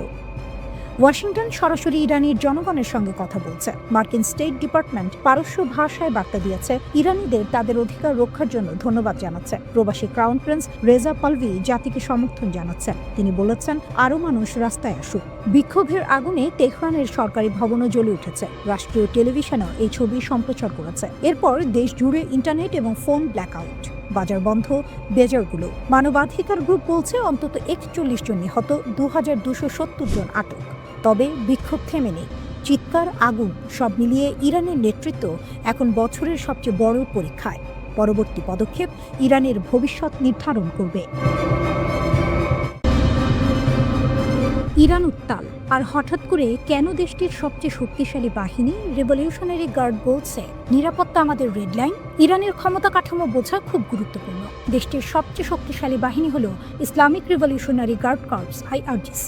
এরা শুধু সেনাবাহিনী নয়, এরা রাজনীতি, অর্থনীতি, নিরাপত্তা সবখানেই প্রভাব রাখে। আর এই বাহিনী সরাসরি সর্বোচ্চ নেতা আয়াতুল্লাহ আলী খামেনির অধীনে কাজ করে। এই প্রশ্নের উত্তর পেতে হলে আমাদের কয়েক ধাপ পেছনে যেতে হবে। প্রথমে আসি বিক্ষোভের কারণের দিকে। ইরানে গত কয়েক বছর ধরে অর্থনীতি ভয়াবহ চাপের মধ্যে আছে। মুদ্রাস্ফীতি নিয়ন্ত্রণের বাইরে চলে গেছে। সাধারণ মানুষের আয় বাড়ছে না, কিন্তু চাল, তেল, গ্যাস সবকিছুর দাম আকাশ ছোঁয়া। এর ফলে ডিসেম্বরের শেষ দিকে মানুষ রাস্তায় নামে। শুরুটা ছিল অর্থনৈতিক প্রতিবাদ দিয়ে, কিন্তু খুব দ্রুত এই আন্দোলন রাজনৈতিক রূপ নেয়। এখন অনেক বিক্ষোভকারী সরাসরি বলছে তারা বর্তমান ধর্মীয় শাসন ব্যবস্থা আর চায় না। লাগাম টানতে শুরু করেছেন ইরানের শীর্ষ নেতা। IRGC এক বিবৃতিতে বলেছে, নিরাপত্তা একটি রেড লাইন। 1979 সালের ইসলামিক বিপ্লবের অর্জন রক্ষা করা আমাদের দায়িত্ব। এর মানে হলো ইরান সরকার মনে করছে পরিস্থিতি হাতের বাইরে যাচ্ছে, এখন আর নরম পথে হাঁটার সুযোগ নেই। এদিকে মাঠের পরিস্থিতি আরো ভয়ঙ্কর হচ্ছে। রাষ্ট্রীয় সংবাদ মাধ্যম বলছে, তেহরানের কাছে কারাজ শহরে একটি সরকারি ভবনে আগুন দেওয়া হয়েছে। সংঘর্ষ এখন দুই পক্ষেই প্রাণ নিচ্ছে। মানবাধিকার সংস্থাগুলো বলছে বহু সাধারণ মানুষও মারা গেছেন, কিন্তু সঠিক সংখ্যা জানা যাচ্ছে না, কারণ সরকার ইন্টারনেট বন্ধ করে দিয়েছে। পশ্চিম ইরানের এক প্রত্যক্ষদর্শী ফোনে জানিয়েছেন সেখানে রিভলিউশনারি গার্ড মোতায়েন করা হয়েছে এবং গুলি চালানো হচ্ছে। এখন প্রশ্ন, এই অস্থিরতা কি শুধু ইরানের ভেতরের সমস্যা? এখানেই আন্তর্জাতিক রাজনীতি ঢুকে পড়ে। যুক্তরাষ্ট্রের প্রেসিডেন্ট ডোনাল্ড ট্রাম্প এবং পররাষ্ট্রমন্ত্রী মার্কো রুবিও প্রকাশ্যে বিক্ষোভকারীদের সমর্থন দিয়েছেন। রুবিও বলেছেন, যুক্তরাষ্ট্র ইরানের সাহসী জনগণের পাশে আছে। ইরান সরকারের কাছে এটি সরাসরি বিদেশি হস্তক্ষেপ, তাই তেহরান শুরু থেকেই যুক্তরাষ্ট্র ও ইসরায়েলের দিকে আঙুল তুলছে। আরও একটি গুরুত্বপূর্ণ চরিত্র এখানে হাজির হয়েছেন, ইরানের শেষ শাহের ছেলে রেজা পাহলভি। তিনি বিদেশ থেকে বিক্ষোভকারীদের আহ্বান জানাচ্ছেন, শুধু রাস্তায় নামলেই হবে না, শহরের কেন্দ্র দখল করতে হবে, পরিবহন, তেল, গ্যাস খাতে ধর্মঘট ডাকতে হবে। কিন্তু এখানেও যুক্তরাষ্ট্র সাবধানী। ট্রাম্প স্পষ্ট বলেছেন তিনি এখনই পাহলভির সঙ্গে দেখা করতে চান না। বিশ্লেষকদের মতে যুক্তরাষ্ট্র আগে দেখতে চায় সরকার টিকে যায় নাকি আন্দোলন জেতে। সবশেষে ট্রাম্প সরাসরি হুঁশিয়ারি দিয়েছেন। তিনি বলেছেন, আপনারা যদি গুলি চালান আমরাও গুলি চালাতে শুরু করব। এই বক্তব্য পরিস্থিতিকে আরো বিপজ্জনক করে তুলেছে। সব মিলিয়ে ইরান এখন দাঁড়িয়ে আছে এক ভয়ঙ্কর মোড়ে। একদিকে রিভলিউশনারি গার্ডের রেড লাইন, অন্যদিকে জনগণের ক্ষোভ, বিদেশি চাপ এবং নেতৃত্বের প্রশ্ন। যুক্তরাষ্ট্রের ঘাঁটিতে হামলার হুঁশিয়ারি, ইরান কি বার্তা দিচ্ছে? মধ্যপ্রাচ্যে আবারও বড় ধরনের উত্তেজনার ইঙ্গিত মিলছে। ইরান স্পষ্ট করে জানিয়ে দিয়েছে, যুক্তরাষ্ট্র যদি ইরানের ওপর সামরিক হামলা চালায় তাহলে তার জবাবে মধ্যপ্রাচ্যের বিভিন্ন দেশে থাকা মার্কিন সামরিক ঘাঁটিগুলো লক্ষ্যবস্তুতে পরিণত হবে। এই সতর্কবার্তা শুধু যুক্তরাষ্ট্রকে নয়, বরং আশেপাশের দেশগুলোকেও জানিয়ে দিয়েছে তেহরান। বার্তা সংস্থা রয়টার্স জানায়, মার্কিন প্রেসিডেন্ট ডোনাল্ড ট্রাম্প ইরানে চলমান বিক্ষোভকে সমর্থন জানিয়ে সম্ভাব্য হামলার হুমকি দেওয়ার পরই এই প্রতিক্রিয়া এসেছে। ইরানের এক জ্যেষ্ঠ কর্মকর্তা রয়টার্সকে জানান, তেহরান সৌদি আরব, সংযুক্ত আরব আমিরাত ও তুরস্ক সহ এই অঞ্চলের দেশগুলোকে সতর্ক করেছে। ওই কর্মকর্তার ভাষায় ইরান এসব দেশকে অনুরোধ করেছে যেন তারা ওয়াশিংটনকে ইরানে হামলা চালানো থেকে বিরত রাখে, কারণ যুক্তরাষ্ট্র যদি ইরানে আঘাত হানে তাহলে এসব দেশে থাকা মার্কিন ঘাঁটিতেও পাল্টা হামলা চলতে পারে। কারণ যুক্তরাষ্ট্র যদি ইরানে আঘাত হানে তাহলে এসব দেশে থাকা মার্কিন ঘাঁটিতেও পাল্টা হামলা চালানো হবে। এর মানে খুব পরিষ্কার, ইরান শুধু নিজের ভেতরের যুদ্ধের কথা ভাবছে না, পুরো মধ্যপ্রাচ্যকে এই সংঘাতের সম্ভাব্য ময়দান হিসেবে দেখছে। সরাসরি যোগাযোগ বন্ধ, সংকট আরও গভীর। এই উত্তেজনার আরেকটি গুরুত্বপূর্ণ দিক হলো ইরান ও যুক্তরাষ্ট্রের মধ্যে সরাসরি যোগাযোগ বন্ধ হয়ে গেছে। রয়টার্স জানায়, ইরানের পররাষ্ট্রমন্ত্রী আব্বাস আরাগচি এবং মার্কিন বিশেষ দূত স্টিভ উইটকফের মধ্যে আর কোনো সরাসরি কথা হচ্ছে না। কূটনৈতিক ভাষায় এটি খুবই গুরুত্বপূর্ণ সংকেত। সাধারণত এমন যোগাযোগ চালু থাকলে ভুল বোঝাবুঝি কমে, কিন্তু যোগাযোগ বন্ধ মানে সংকট এখন আরও অনিশ্চিত। একই সময় ইসরায়েলি সূত্রের বরাত দিয়ে রয়টার্স জানাচ্ছে, তেল আবিবের ধারণা ডোনাল্ড ট্রাম্প ইতোমধ্যে ইরানে হস্তক্ষেপের সিদ্ধান্ত নিয়ে ফেলেছেন। যদিও সে হস্তক্ষেপ কবে, কিভাবে, কতটা হবে তা এখনও স্পষ্ট নয়। এই পরিস্থিতির মাঝে কাতারের আল উদেইদ বিমান ঘাঁটি থেকে কিছু মার্কিন সেনাকে নিরাপদ স্থানে সরে যাওয়ার পরামর্শ দেওয়া হয়েছে। আল উদেইদ শুধু একটি ঘাঁটি নয়, এটি যুক্তরাষ্ট্রের সেন্ট্রাল কমান্ডের অন্যতম গুরুত্বপূর্ণ সদর দপ্তর। এখান থেকেই মধ্যপ্রাচ্যের বড় অংশে মার্কিন সামরিক অভিযান পরিচালিত হয়। আইআরজিসির ঘোষণা, আমরা পুরোপুরি প্রস্তুত। এই উত্তেজনার মধ্যে ইরানের ইসলামী বিপ্লবী গার্ড কোরের অ্যারোস্পেস ফোর্স বড় একটি ঘোষণা দিয়েছে। বাহিনীর কমান্ডার ব্রিগেডিয়ার জেনারেল মজিদ মোসাফি বলেছেন, যে কোনো বিদেশি আগ্রাসন মোকাবিলায় তারা এখন সক্ষমতার চূড়ান্ত শিখরে পৌঁছেছে। তার দাবি, 2025 সালের জুনে যুক্তরাষ্ট্র ও ইসরায়েলের সঙ্গে 12 দিনের যে যুদ্ধ হয়েছিল, সেই যুদ্ধ থেকে শিক্ষা নিয়ে ইরান তার প্রতিরক্ষা সরঞ্জাম উৎপাদন কয়েক গুণ বাড়িয়েছে। যুদ্ধের সময় যে দুর্বলতাগুলো ধরা পড়েছিল সেগুলো নাকি এখন আর নেই। তিনি স্পষ্ট করে বলেন, ইরানে আঘাত হলে মধ্যপ্রাচ্যের মার্কিন ঘাঁটিগুলোতেও হামলা চালানো হবে। এই সব কিছুর পেছনে বড় ভূমিকা রেখেছে ডোনাল্ড ট্রাম্পের সাম্প্রতিক বক্তব্য। তিনি প্রকাশ্যে ইরানি বিক্ষোভকারীদের সরকারি প্রতিষ্ঠানে হামলার আহ্বান জানান এবং বলেন, সহায়তা আসছে। ইরানের দৃষ্টিতে এটি সরাসরি অস্থিরতা উস্কে দেওয়ার চেষ্টা। তাই তেহরান পাল্টা হুঁশিয়ারি দিয়েছে, পুনরায় কোনো আগ্রাসন হলে পশ্চিম এশিয়ায় অবস্থিত মার্কিন ও ইসরায়েলি স্বার্থ সংশ্লিষ্ট সব স্থাপনায় কঠোর আঘাত হানা হবে। সব মিলিয়ে পরিস্থিতি খুবই স্পর্শকাতর। একদিকে যুক্তরাষ্ট্রের হুমকি, অন্যদিকে ইরানের পাল্টা সতর্কবার্তা, যোগাযোগ বন্ধ, সেনা অবস্থান পরিবর্তন আর প্রকাশ্য হুঁশিয়ারি। সব মিলিয়ে বোঝা যায় মধ্যপ্রাচ্য আবারও বড় ধরনের সংঘাতের ঝুঁকির দিকে এগোচ্ছে।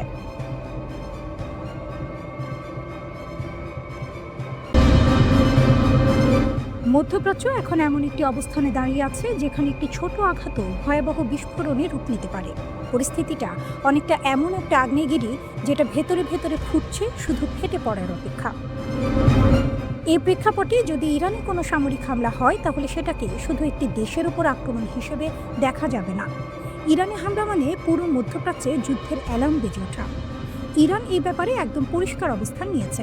দেশটির শীর্ষ নেতারা বারবার বলেছেন সীমা পেরোলেই পাল্টা জবাব আসবে, আর সেটা হবে বহুমুখী ও বিধ্বংসী। ইরানের পার্লামেন্ট স্পিকার মোহাম্মদ বাকির কালিবাফ সরাসরি যুক্তরাষ্ট্রকে উদ্দেশ্য করে এই হুঁশিয়ারি দিয়েছেন। এমন এক সময় এই বক্তব্য এলো যখন ইরানের ভেতরে সরকার বিরোধী বিক্ষোভ চলছে এবং বাইরের চাপও বাড়ছে।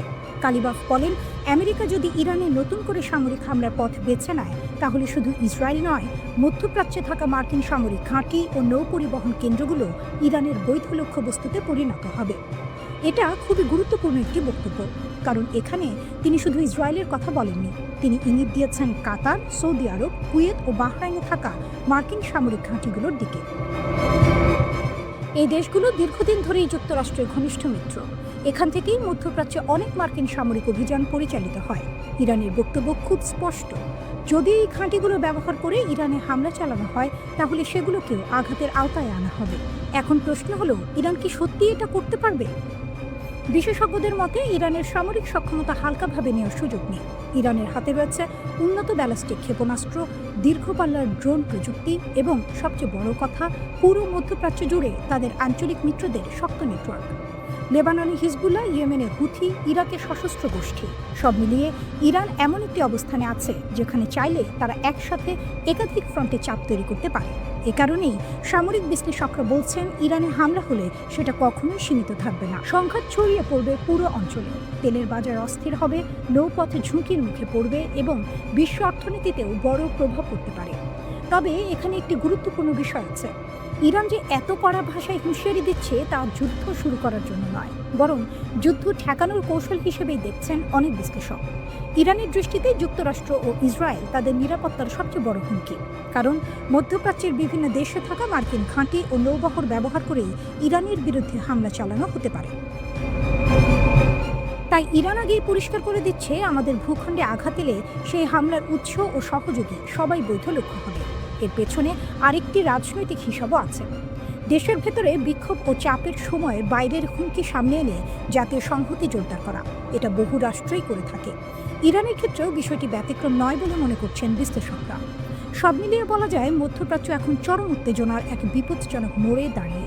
একটি ভুল সিদ্ধান্ত, একটি অপ্রয়োজনীয় আঘাত, আর তাতেই গোটা অঞ্চল ঢুকে যেতে পারে এমন এক সংঘাতে যার আগুন ছড়িয়ে পড়বে অনেক দূর পর্যন্ত। এই আগ্নেয়গিরি কি ফাটবে, নাকি শেষ মুহূর্তে কেউ ব্রেক টানবে? ইরান প্রকাশ্যে বলে দিচ্ছে, আমাদের দিকে তাকানোর চোখটাই উপড়ে ফেলব। কোনো সিনেমার সংলাপ না, এটা এসেছে ইরানের ইসলামিক রেভলিউশনারি গার্ড কর্পস IRGCর শীর্ষ কমান্ডারের মুখ থেকে। ইরানের IRGC স্থলবাহিনীর প্রধান ব্রিগেডিয়ার জেনারেল মোহাম্মদ কারামি স্পষ্ট ভাষায় ঘোষণা দিয়েছেন, ইরানের সেনাবাহিনী এখন ফুল রেডি। কেউ যদি ভুল করে ইরানের ওপর হামলার চিন্তা করে তাহলে তার জবাব হবে দ্রুত, কঠোর এবং চূড়ান্ত। কারামি বলেন, ইরানের সশস্ত্র বাহিনীগুলোর মধ্যে সমন্বয় এখন সর্বোচ্চ পর্যায়ে। স্থল, আকাশ, সাইবার সব দিকেই প্রস্তুতি চলছে। প্রতিদিন নতুন সক্ষমতা তৈরি করা হচ্ছে যেন নতুন ধরনের হুমকি এলেই সঙ্গে সঙ্গে মোকাবিলা করা যায়। কিন্তু এখানে একটি গুরুত্বপূর্ণ শব্দ আছে, হাইব্রিড ওয়ার। কারামির দাবি অনুযায়ী ইরান এখন শুধু সামরিক যুদ্ধের মুখে নয়, তারা লড়ছে একসাথে অনেকগুলো ফ্রন্টে। অর্থনৈতিক চাপ, সামাজিক অস্থিরতা, সাংস্কৃতিক আক্রমণ, রাজনৈতিক ষড়যন্ত্র, সাইবার হামলা, নিরাপত্তা হুমকি। অর্থাৎ এটা বন্দুক বনাম বন্দুকের লড়াই না, এটা পুরো সিস্টেম ভেঙে দেওয়ার যুদ্ধ। তবুও কারামি বলছেন, ইরানের নিরাপত্তা সীমান্ত থেকে শুরু করে দেশের গভীর পর্যন্ত পুরোপুরি নিয়ন্ত্রণে আছে। তার সেই বিখ্যাত হুঁশিয়ারি, যে চোখ আমাদের ভূমির দিকে লোভ করে তাকাবে সেই চোখ উপড়ে ফেলা হবে। এদিকে শুধু স্থলবাহিনী নয়, আকাশ থেকে হুঁশিয়ারি এসেছে। IRGCর অ্যারোস্পেস ফোর্সের প্রধান ব্রিগেডিয়ার জেনারেল মাজিদ মুসাভি জানিয়েছেন, ইরানের ক্ষেপণাস্ত্র ও আকাশ প্রতিরক্ষা ব্যবস্থা এখন সর্বোচ্চ প্রস্তুত অবস্থায় রয়েছে। তিনি বলেন, যদি কেউ ইরানের জনগণের উপর হামলা চালায় তাহলে জবাব হবে নির্ণায়ক ও বিধ্বংসী। আর এখানেই সবচেয়ে গুরুত্বপূর্ণ তথ্যটা আসে। মুসাভির দাবি অনুযায়ী সাম্প্রতিক 12 দিনের যুদ্ধের পর ইরানের ক্ষেপণাস্ত্র উৎপাদন আগের চেয়ে আরও বেড়েছে। মানে যুদ্ধ ইরানকে দুর্বল করেনি, বরং আরও প্রস্তুত করেছে। এর আগেও ইরানের প্রতিরক্ষামন্ত্রী আজিজ নাসিরজাদে বলেছিলেন, ইরানের হাতে এমন কিছু চমক আছে যেগুলো হামলাকারীরা কল্পনাও করতে পারবে না। তিনি স্পষ্ট করে দিয়েছেন, ইরানে হামলা হলে শুধু হামলাকারী দেশই নয়, যারা সেই হামলায় সহযোগিতা করবে তাদের ঘাঁটি, স্বার্থ সবই বৈধ লক্ষ্যবস্তু হবে, পৃথিবীর যেখানেই থাকুক না কেন। এখন প্রশ্ন, যুক্তরাষ্ট্র কি করছে? এদিকে যুক্তরাষ্ট্র ও তার আঞ্চলিক মিত্ররা কাতারের আল উদেইদ ঘাঁটিতে নতুন এয়ার ও মিসাইল ডিফেন্স সমন্বয় সেল চালু করেছে। উদ্দেশ্য মধ্যপ্রাচ্য জুড়ে একসাথে প্রতিরক্ষা জোরদার করা। রয়টার্সের তথ্য অনুযায়ী ইরান আগেই প্রতিবেশী দেশগুলোকে সতর্ক করেছে, যুক্তরাষ্ট্র যদি হামলা করে তাহলে ওই দেশগুলোর ভেতরে থাকা মার্কিন ঘাঁটিও নিরাপদ থাকবে না। এমনকি আল উদেইদ ঘাঁটি থেকে মার্কিন সেনাদের 14 জানুয়ারির মধ্যে সরে যেতে বলা হয়। প্রতিরক্ষা জোরদার করা হয়েছে, হামলার অপশন টেবিলেই আছে। সব মিলিয়ে পরিস্থিতি এখন একেবারে আগুন। একদিকে ইরান বলছে আমরা প্রস্তুত, ভয় পাই না, অন্যদিকে যুক্তরাষ্ট্র বলছে দেখি কি হয়।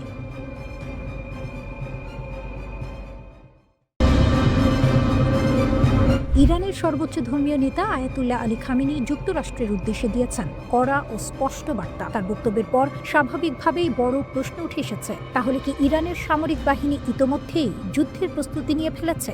একই সঙ্গে আরও একটি গুরুত্বপূর্ণ প্রশ্ন সামনে এসেছে, যুক্তরাষ্ট্র ও ইসরায়েলের পরবর্তী পদক্ষেপ আসলে কি হতে পারে? সম্প্রতি মার্কিন প্রেসিডেন্ট ডোনাল্ড ট্রাম্প ইরানকে ঘিরে একের পর এক কঠোর হুমকি দিয়েছেন। অনেকেই এখন জানতে চাইছেন, এসব হুমকি কি শুধু কথার মধ্যে সীমাবদ্ধ থাকবে, নাকি যুক্তরাষ্ট্র সত্যিই সেগুলো বাস্তবায়নের পথে হাঁটছে? তাহলে কি নতুন করে মধ্যপ্রাচ্যে বড় কোনো সংঘাত শুরু হতে যাচ্ছে? বর্তমান পরিস্থিতিতে ইরানের সরাসরি যুদ্ধ নয়, বরং দেশ জুড়ে সরকার বিরোধী বিক্ষোভ চলছে। এই বিক্ষোভকে কেন্দ্র করেই যুক্তরাষ্ট্র ও ইসরায়েল নতুন ষড়যন্ত্র করছে, এমন অভিযোগ উঠেছে তেহরান থেকে। মার্কিন প্রেসিডেন্ট ডোনাল্ড ট্রাম্প তার সাম্প্রতিক বক্তব্যে বলেছেন, ইরানের চলমান আন্দোলনে যদি সরকার সহিংসতা বা হত্যাযজ্ঞ চালায় তাহলে যুক্তরাষ্ট্র সেখানে হস্তক্ষেপ করবে। কিন্তু প্রশ্ন হলো, এই হস্তক্ষেপ কিভাবে হবে? সামরিকভাবে নাকি অন্য কোনো উপায়ে? ইরানের গোয়েন্দা সংস্থাগুলোর দাবি, দেশটিতে অর্থনৈতিক মন্দা ও উচ্চ মূল্যস্ফীতিকে কেন্দ্র করে যে আন্দোলন চলছে তাতে সরাসরি উস্কানি দিচ্ছে যুক্তরাষ্ট্র ও ইসরায়েল। এই বিক্ষোভ ঘিরে ইতোমধ্যেই বেশ কয়েকজনকে আটক করা হয়েছে এবং হতাহতের খবরও পাওয়া গেছে। তবে এসব চাপের মধ্যেও যুক্তরাষ্ট্রের সামনে মাথা নত না করার ঘোষণা দিয়েছেন আয়াতুল্লাহ আলী খামেনি। খামেনির বার্তা ছিল একেবারে স্পষ্ট। তিনি বলেছেন, ইরান কখনোই শত্রুদের কাছে নতি স্বীকার করবে না। বিক্ষোভকারীদের সঙ্গে আলোচনায় বসতে তারা প্রস্তুত, কিন্তু যারা দেশ জুড়ে দাঙ্গা ও সহিংসতা চালাচ্ছে তাদের বিরুদ্ধে কঠোর ব্যবস্থা নেওয়া হবে। 3 জানুয়ারির এক প্রতিবেদনে এই বক্তব্যের কথা নিশ্চিত করেছে ব্রিটিশ বার্তা সংস্থা রয়টার্স। এর আগে ট্রাম্পের হুমকির প্রতিক্রিয়ায় খামেনির জ্যেষ্ঠ উপদেষ্টা রিয়ার অ্যাডমিরাল আলী শামখানি আরও কড়া ভাষায় সতর্কবার্তা দেন। তিনি বলেন, মিথ্যা অজুহাতে যদি কেউ ইরানের অভ্যন্তরীণ বিষয়ে হস্তক্ষেপ করে তাহলে হস্তক্ষেপকারীদের হাত কেটে নেওয়া হবে। তার ভাষায়, ইরানের জাতীয় নিরাপত্তা একটি রেড লাইন, কেউ সেটা অতিক্রম করলেই কঠোর জবাব দেওয়া হবে। এখন মূল প্রশ্ন, যুক্তরাষ্ট্র যদি সত্যি হামলা চালায় তাহলে ইরান কি ধরনের পাল্টা ব্যবস্থা নেবে? এই প্রশ্নের জবাব দিতে গিয়ে ইরানের পররাষ্ট্রমন্ত্রী আব্বাস আরাকচি জানিয়েছেন, ইসরায়েল ও যুক্তরাষ্ট্রের যে কোনো হুমকি মোকাবিলায় ইরানের সামরিক বাহিনী পুরোপুরি প্রস্তুত। তিনি বলেন, ইরানের জনগণ তাদের অভ্যন্তরীণ বিষয়ে যে কোনো বিদেশি হস্তক্ষেপ জোরালোভাবে প্রতিরোধ করবে। একই সঙ্গে তিনি স্পষ্ট করে দেন, ইরানের শক্তিশালী সশস্ত্র বাহিনী জানে